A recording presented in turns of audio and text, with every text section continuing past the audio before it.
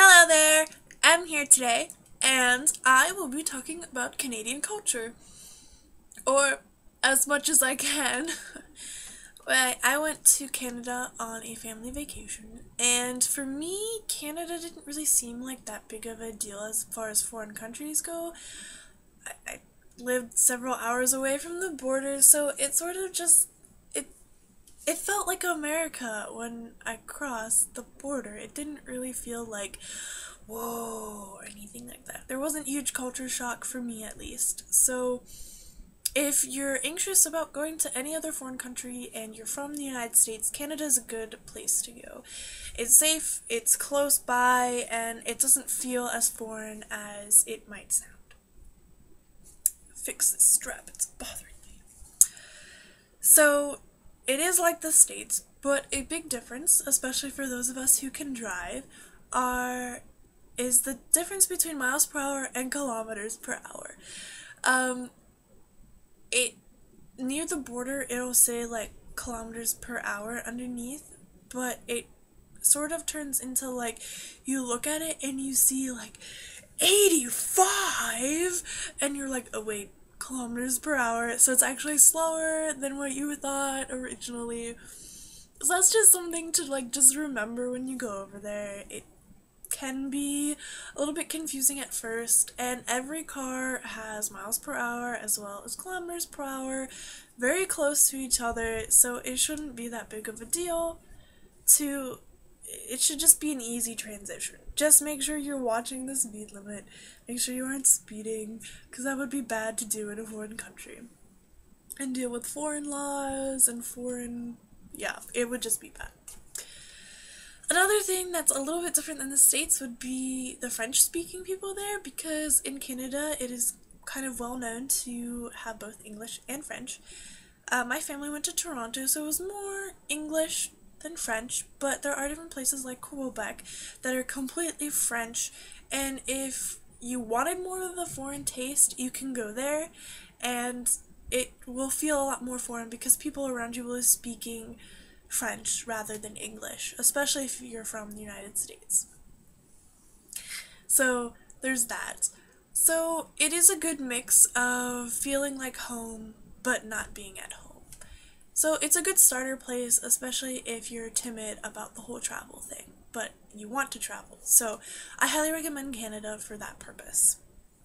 So while we were in Toronto, my family went to the CN Tower, which is this huge tower with like this bubble thing at the top, and you go all the way up and you can look out and you can go out on these balconies, and there's like, the glass floor where you can look down and be like, oh my gosh, I'm gonna fall, and that whole thing. And it's really fun, and it's a nice tourist place. It's family friendly, it's still cool if you're like college student, and it's not that expensive either. So CN Tower is definitely a good place to go. Along, that sort of area, I do know that there are a bunch of parks you can go to. You can go and get picnics. You can buy food and have a picnic there. You don't have to pack food the whole way, obviously.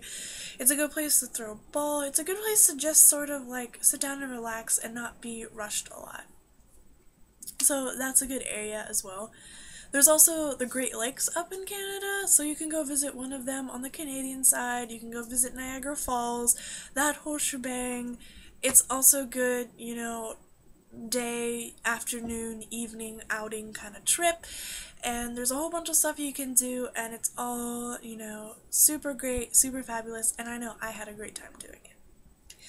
So one thing I really, really wanted to touch on was this whole Canadians say A at the end, like, you want to go to the store, A? Like, I didn't really hear a whole lot of that while I was in Canada, to be totally frank about it.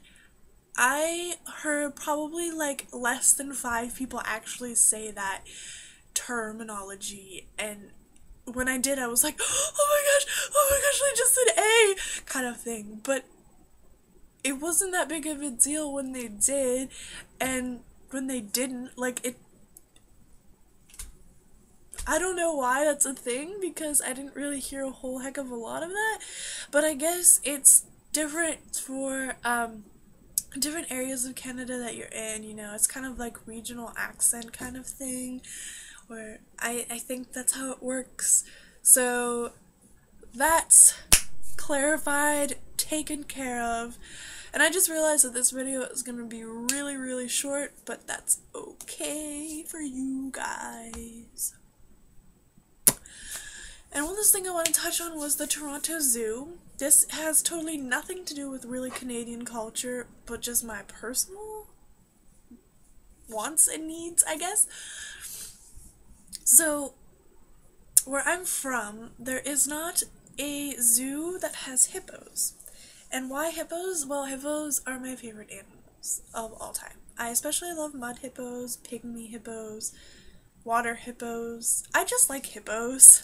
They're my favorite animal. Don't ask me why. I think they're cute. I don't know. I just like them a lot. A lot of people think they're ugly, but I don't think so. And so the Toronto Zoo had hippos, two kinds, and I got to see them. I got to saw them.